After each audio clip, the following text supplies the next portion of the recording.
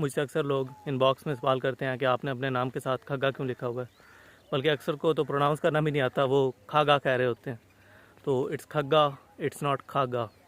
एक दोस्त थे, गांधी साहब को फॉलो करते थे। उन्होंने मुझसे कहा कि आप तो गांधी साहब को फॉलो करते हैं, तो अभी तक आपकी एवोल्यूशन नहीं हुई कि आप अपनी बिरादरी को अपने नाम के साथ मेंशन करते हैं। देखिए, मैं नहीं समझता कि अपनी बिरादरी को, अपनी कास्ट को अपने नाम के साथ मेंशन आप करें तो इसमें कोई बुराई है। जैसे बीवी अपने खामन का नाम लिख सकती है या अपने वालिद का नाम लिख सकती है, या बेटा अपने वालिद का नाम अपने साथ मेंशन कर सकता है, इसी तरह से आप अपनी कास्ट को भी अगर चाहें तो मेंशन कर सकते हैं। इसमें ऐसी कोई बुराई नहीं है। लेकिन असल बात यह है कि इससे कोई शख्स किसी दूसरे से अफजल नहीं हो जाता। आप किसी के बेटे हैं तो इससे आप दूसरों से अफजल नहीं हो जाते। इसी तरह से आपकी कोई कास्ट है तो आप दूसरों से अफजल नहीं हो जाते।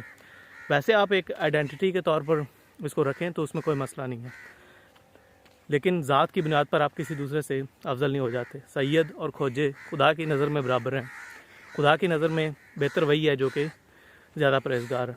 लेकिन ये जो चीज़ें होती हैं ना, कॉमन फैक्टर्स होते हैं, ये इंसानों के दरमियान एक ताल्लुक़ डेवलप करते हैं।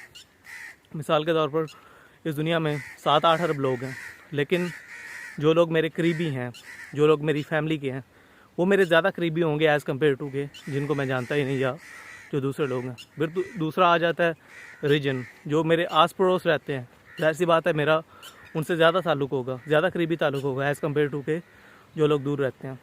तो इसी तरह से फिर ज़बान आ जाती है। जो लोग पंजाबी बोलते हैं, मैं उनको, यानी कि वो ज़्यादा एक ताल्लुक़ होगा एज़ कम्पेयर टू के जो लोग उर्दू बोलते हैं, या फिर जो लोग जो इंग्लिश बोलते हैं, या फिर कोई और ज़ुबान बोलते हैं।